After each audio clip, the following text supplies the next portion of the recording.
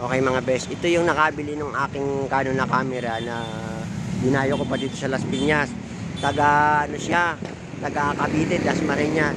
So sa mababang halaga lang po ibinigay sa kanya para kahit papaano mapakinabangan niya siya si Nicole. And Nicole, ano masasabi mo na nabili mo na yung aking pa-vlog na camera? Ano po, napakalaking tulong po niya, lalo na po sa estudyanteng katulad ko po na magbabalak po mag-freelancer at photographer po sa school namin, katulad po ng photojournalism.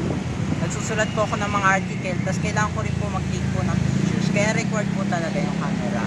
Ayun. Sa mababang halaga po, napakalaking tulong po niya kasi syempre po, mahirap pong maghanap ng mga ganito pong camera na napaka maliit lang po siya na maliit na halaga ko lang po siya nakuha, pero napakaganda po niya.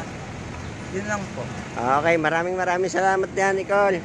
Sinadya talaga kita para ibig sabihin, gustong gusto ko talaga na sa'yo mapapunta yan bilang isang estudyante at gusto ko rin makatulong sa'yo.